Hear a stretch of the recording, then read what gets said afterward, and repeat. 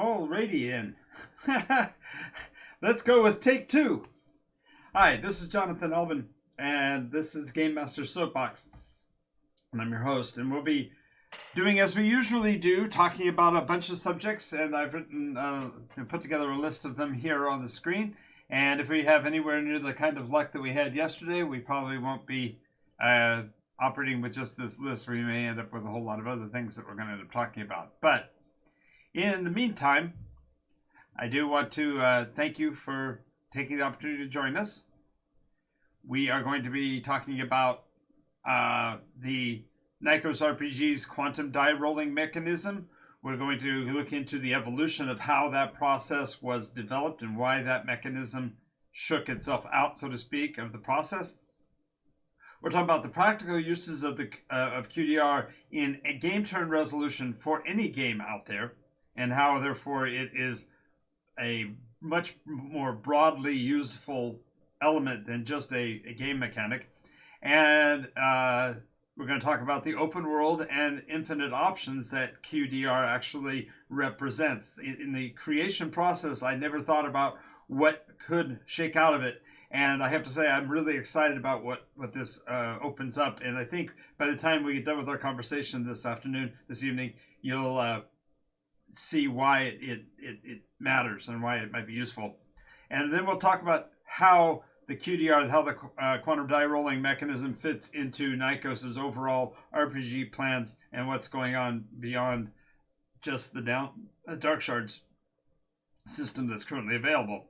And at the end, before we're done for the evening, we will talk about how to get your copy of Dark Shards system book, the main document that has all the rules necessary to play the Nykos RPG in the the fantasy setting, or Dark Shards. So, with all of that, I want to thank you. If you're already with us, that's great. Feel free to drop a hello or whatever in the chat so that I know who I'm speaking with. I prefer to take on a more of a dialogue rather than a monologue over time. I do definitely want to get through the points of this outline here. Yesterday we went far afield.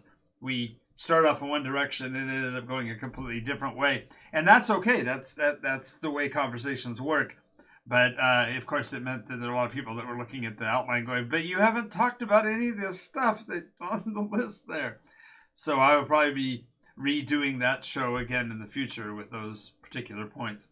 But today we're going to be talking about the quantum die rolling mechanism for NycosRPG. And for those that are unfamiliar with the concept of what I'm speaking about when I say a quantum die rolling mechanism, first we have to have an understanding of what the term quantum is being used for. As you may know, the concept of quantum mechanics follows from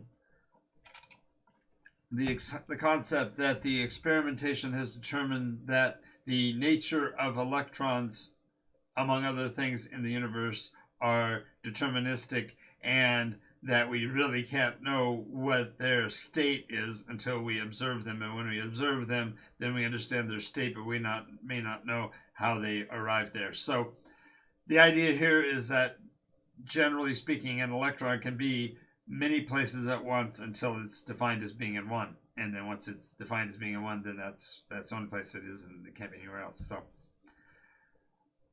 the concept here, therefore, is that if we think about die rolling, and I hesitate to say it this way because it's going to sound so pedantic, or I'm not looking down my nose at people for their attitudes about it. But when we look at a die rolling mechanism in any game out there, whether it be the D6s necessary for rolling in Warhammer 40k, or it's the D20s rolled in Dungeons and Dragons, or it's the percentage dice that are rolled in Call of Cthulhu, all of them have a targeted number for success.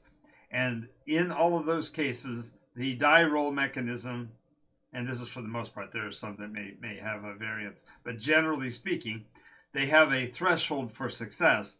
And the die roll mechanism simply is choosing what that scale is. saying where that threshold is. That means that if you're rolling a 6-sided dice and you need to roll a 4 plus, that means that if you roll a 4, 5, or a 6, you have succeeded, and on a 1, 2, or 3, you don't. Real simple, right? But that's fundamentally the only way people have looked at dice for as long as I've been alive, and probably longer than that. The idea has always been roll a dice against a target, and if you roll above the target, you succeed. And what's particularly useful for using the 20-sided die is the 20-sided die. The sides each represent what is mathematically considered to be a statistical significance. So each side is 5% of the whole. Well, that realization led to, therefore, a scaling table where your ability to successfully hit an opponent was a arbitrary measure between what your roll is to hit and the armor level of the opponent, and therefore if you overcame their armor, your hit was successful. And it's been that way forever. And when I was first looking at changes in the way we play role-play games, it was a realization that one die roll doesn't have to only generate one result. Now, of course, we know that if there's 20 sides on a die, you can roll it, as many times as necessary to get the statistics to fall out to show the average number of die rolls going to leave, every side having the same odds. But that's not what I'm talking about. What I'm talking about is the idea that one roll can actually give you 5 different potential responses, and maybe more. The idea, therefore, is in comparison with quantum dynamics, the idea that a laser fired at a grid is going to generate an equal distribution of electrons across that space, but they're going to be banded based on how many of them ended up in each discrete location. So in this case, we're looking at a percentage dice roll, and we are looking at each die roll generating a dispersion. And that dispersion is going to be scalar. So, for example, let's take the most basic. If you have a 5% chance of success, a 5% chance, then from that 5% chance, within the NycosRPG, you're generating 5. So the first you will generate will be a failure. And that's anything over the bracket of success. And that bracket of success, we're going to explain the differences here in a minute. But there's failure. And then there's a perfect roll. And a perfect roll on the other end of the spectrum would be a 0-1. 1% out of 100 is arguably the best roll for any character in any situation. If you roll a 0-1, you have gotten that 1 in 100 really significantly unique position. And that number doesn't change whether you have a skill that's incredibly high or incredibly low. That 1% will always be the perfect roll. Then, as I said, the top end would be failure, which is above the threshold. So what's the threshold? Well, the threshold comes off of the other 3 locations. Right in the middle would be the success. And this is what we think of when we talk about a Dungeons and Dragons die roll of needing a 15 or better. That, in this case, that would be that 15. Well, that 15 is an absolute success, but what if we create a window around that represents both partial success or wild success? And the idea is that, if you are targeting this, that's great, but rolling really low numbers when you've got a moderately high threshold is still a really cool, really important thing, because then statistically the number of chances of getting that number are lower. So you take the base value and you double it. And that doubled value is now the top success. Anything above that would be a failure. So again, if we're looking at the 5% chance, your double up value would be 10%. So 11 or higher would be a failure. And that gives you the top end of your window, which means you've given the person, the persona, 5% wiggle room for a partial success. And this has to do with the reality that whenever we do anything, we don't always do it right. If any of you have ever played golf, you know exactly what I'm talking about. You can choose to play golf and get your golf clubs out and practice your swings and go to the golf course and set up your tee time. And even on your best day, you're not going to get perfect swings on every shot. You're going to get perfect swings once in a while. But that attempt to get the perfect leaves a lot of partial successes. And so this mechanism allows for that partial success. And the more skilled you are, the more likely you're going to get at least a partial success. On the other end of it, or down on the lower end, if you cut that number in half, so your 5 goes down to a 2.5 rounding up to a 3%, then a 1, 2, or a 3 on the percentage dice, well, actually a 2 or a 3 on the percentage dice, is going to be a wild success. And a wild success is getting more out of your answer, more out of the result than you expected. This is where your aim was spot on and your range was spot on, and the only thing that kept you from having the perfect answer or perfect solution was, I don't know, the surface of the cup. The idea here is, therefore, if you have a skill value of only 5%, then you have still 5 results. You have 11 and above, which is a failure. You've got 5 to 10, which is a partial. 6 to 10, which is a partial. Then you have 2 to 5, which is a standard or normal success. And then below the 2, you have the perfect success, the partial success. And then at the actually one itself, you have perfect. So 1, 2, 3, 4, 5. So each die roll gives you 5. So we can do some other math exercises so you'll kind of see what these numbers shake out to be. Let's say you have a skill value of 30%. 30% skill, 1 out of 3. That's fairly moderate. It's average person playing tennis, I suppose. You got and hit the ball back and forth. Okay, good job.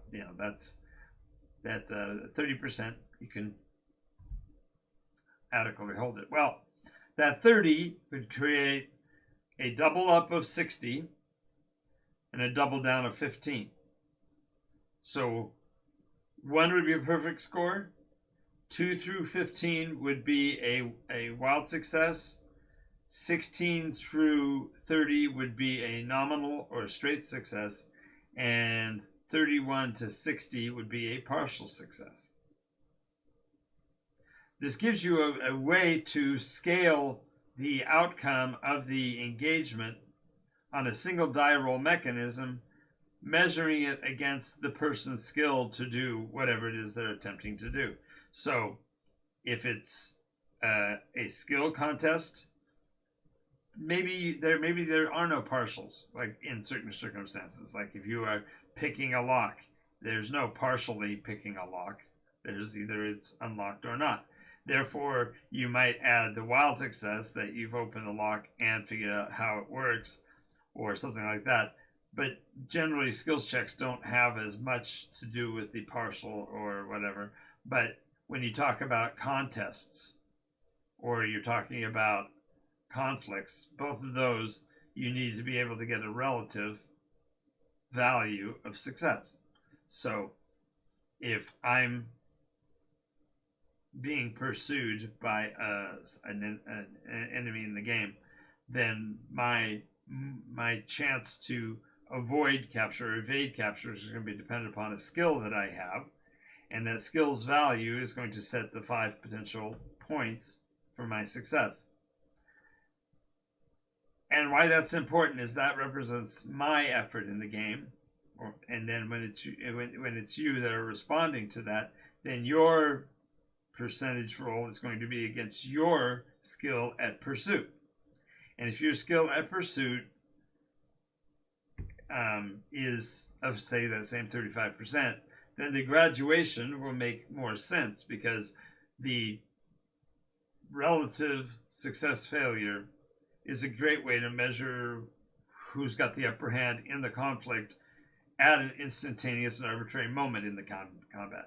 And fundamentally it works, as I said, kind of like the way quantum theory works, is that once you look at the numbers, you can observe its relative position compared to another person's die rolls on that same scale, judging the openness or closeness of that scale by the skill level. So that's fundamentally how the mechanism works, and that's the thing we're going to be talking about today, is that this quantum die rolling mechanism is something more than just something to be used in a specific game. It's actually a different way of looking at die rolling in general. I can't tell you, since I started using it when I play standard Dungeons and Dragons 5e, every time I roll the dice, I'm thinking to myself, well, how would this work if I miss the die roll by some percentage, but we did have a scalar fashion, then I would have a partial success out of that die roll. And with that partial success, I would have some facet of interaction that we could look at in a comparative nature. So the evolution of the QDR, the reason why the quantum die roll mechanism evolved into existence, was quite often one of the biggest challenges to role-playing games is the combat slog, the back and forth that occurs in the role-play game when it comes down to determining success or failure in a combat situation. Generally speaking, characters in a role-playing game will gather a pool of hit points that becomes a barrier to their elimination in the game, and the longer they play, the greater that pool, the more difficult it is to challenge that player or make them feel the risks that a player would feel if there were no such defining risks. So therefore we had to find a way to do a relative check. And at first it was, well, our percentage chance at success does that measure success of the entire battle? Does it consist of the success in a 6-second period, or a 1-minute period, or a 10-minute period, or an hour? And all these possibilities churned around in there, and it finally came to me one day when we were doing a play test that we as role players are automatically thinking of our die rolls as a swing with our weapon. We're all automatically assuming the die roll represents a microscopic portion, a sliver of time, and our success or failure is rolled at that instant, and we are comparing it with the target number and making a decision about whether that attack succeeded or failed. But it felt like the old Flintstone cartoon, Barney Rubble's child Bam Bam, taking a big stick and just whacking at the opponent until either the opponent or Bam Bam is done. And that always felt kind of arbitrary, because that's not how normal people that get involved with conflict and combat act. You don't just keep punching somebody to make sure that you take away their ability to fight like that. And it just became painful. And so realizing instead that you could look at the answer to your question by changing the parameter of the question itself to give yourself more options, became like a huge light bulb clicked in my brain, and it was, oh my goodness. So, how does this apply, you might ask, to game turn resolution? What are the practical uses for a quantum die rolling mechanism in a game? Well, let's take the simplest, would be something like a duel. Two people are going to attack one another with weapons of the same style and class, and they both have an equivalent skill as a given. Just work with me here. So if that's the case, let's assume that both of them have, as I've mentioned before, a 30% success rate. So with a 30% success target, that means both of them have a double up partial score of 60 and a double down number of 15. So with that, you can get all 5. You've got the natural 1, which is the perfect die roll. Then you've got the 2 up 2, and including the 15 as a wild success. Then you've got the 16 through 30 as your nominal or straight success. And then you've got 30 to 60 as your partial success. And then you have 61 and above as your failure. So if you were to grid this out, it comes out looking like this. You have a success of the highest level and a success of the highest level. The conflict continues, and both parties are exempt from fatigue because they both succeeded perfectly. The next step down is success perfectly, success at the wild success level and a success at the wild success level. Again, both of them are going to succeed, but because they both have a wild success, they would also not take any loss of fatigue because they are just that good.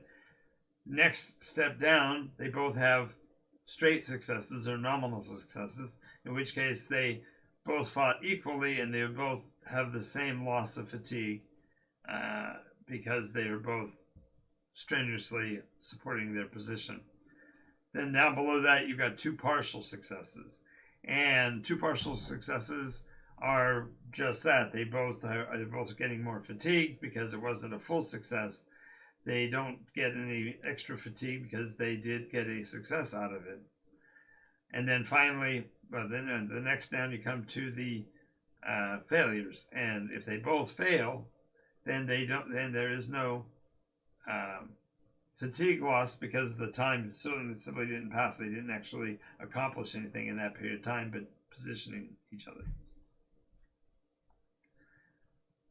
Then the next step would be to look at it from the standpoint of what if they are differenced.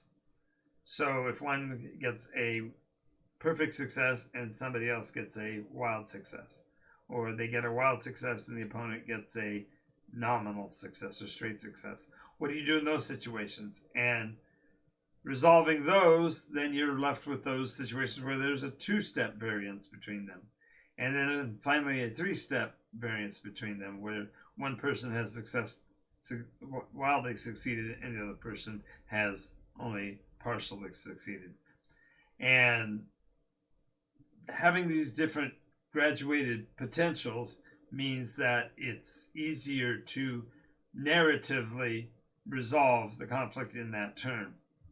Now, since I'm doing this in a monologue instead of a dialogue, it's probably not making any sense. So I will have to probably repeat this presentation when I have an audience as well. But the point here is that the practical uses are that with a single die roll, players on either side of a conflict can determine where they stand on that relative success chart and therefore be able to see immediately whether they inflict a wound on their opponent, whether they choose to inflict a condition on the opponent or whatever. And so with that possibility, that potential, each die roll is a microcosm for the overall fight. And a success in this condition would be to invoke a condition upon the opponent, and the greater the success in relative position to the opponent determines how many conditions, up to 3 conditions, can therefore be posited against an opponent.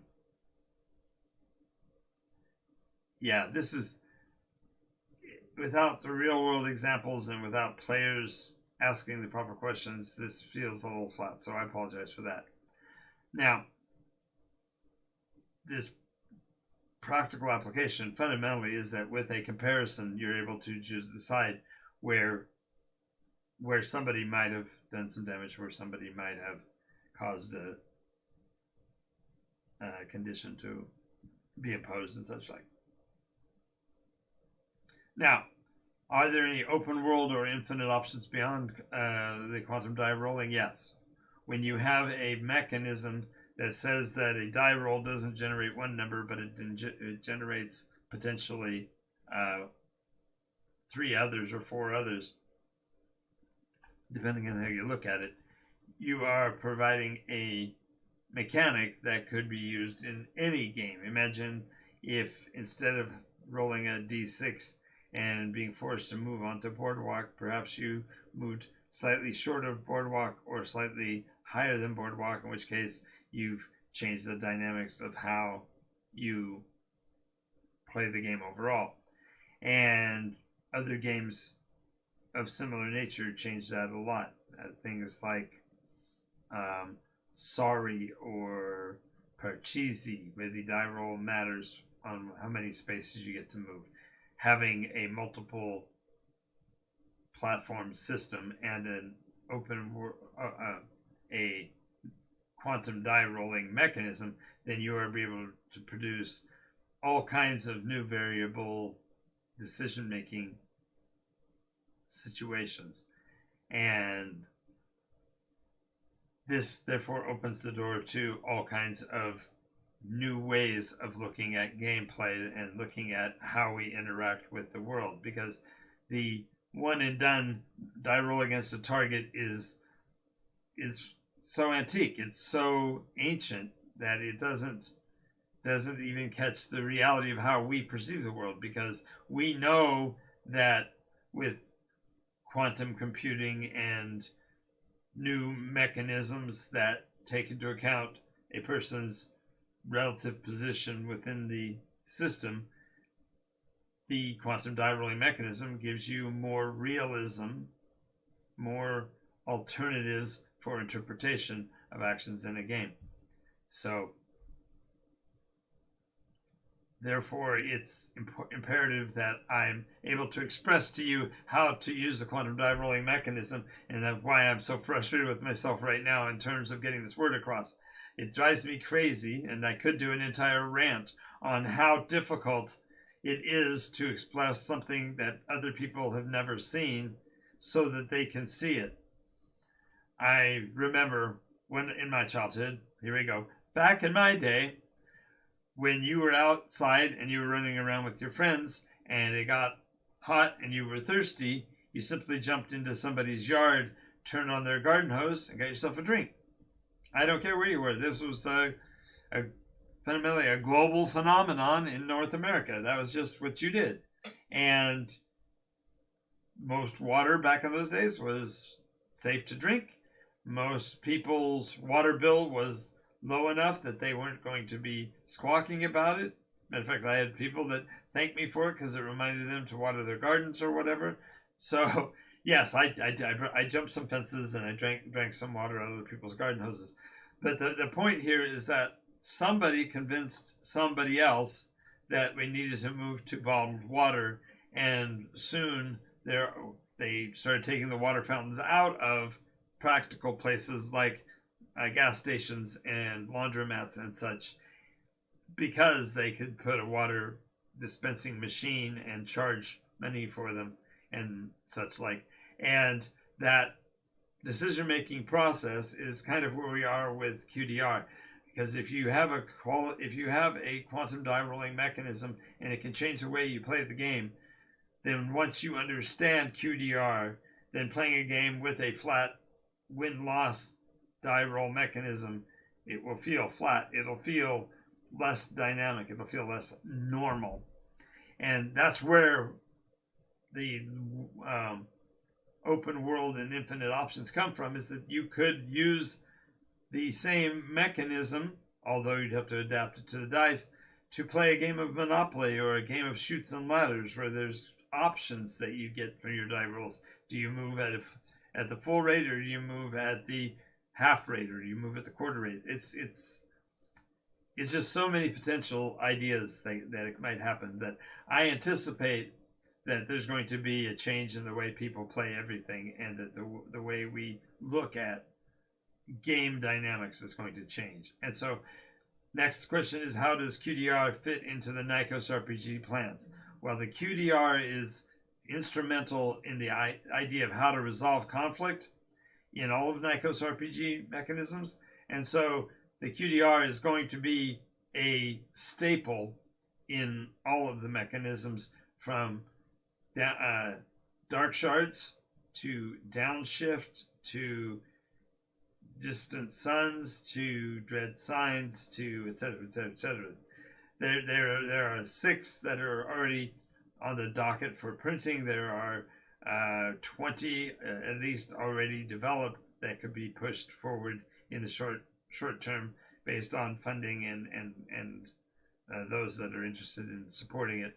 But the QDR, once it's understood, becomes a backbone for role playing in a completely new way, a completely efficient, smooth way of resolving any conflict in a way that makes sense and provides for additional potential that isn't there otherwise.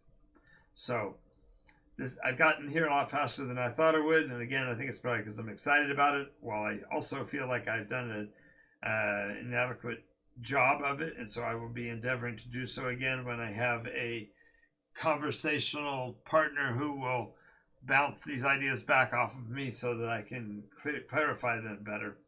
But I do want to mention that you can pick up a set of the Dark Shards system book rules in PDF form this Saturday morning. All you need to do is join the event at startplaying.games. That is Nykos How to Play. And that event has a very limited audience, but those persons that register to play in that Saturday morning event, it's set at 10 o'clock in the morning on Saturday. But if you play in that event, then you will be eligible for a free copy of the Dark Shards System Book PDF. And that's everyone that participates will get the free PDF. And the PDF is the full version, not a doctored, shortened, quickie, learn how to play mechanism, but the actual rule book. And that will be provided to you via email download from the NycosRPG website. Right now, you can go there and inspect the book and purchase a copy if you so desire. And that's at NycosRPG.com. And getting your hands on the book will really help to make a lot of this more visceral and understandable. And I'm just really excited about the possibilities, and I want to get the word out there, and I'm not sure how to do so. So this video is a hope to do that. And if you like what you're seeing, make sure you let us know. Put us some comments in the chat, or in the case of when it's on YouTube, put it in the comments section. And I want to thank you for your time and effort in being here. And I will see you again on the next episode of Game Master Soapbox. This is Jonathan Albin, the Game Master J, and I will see you again next time.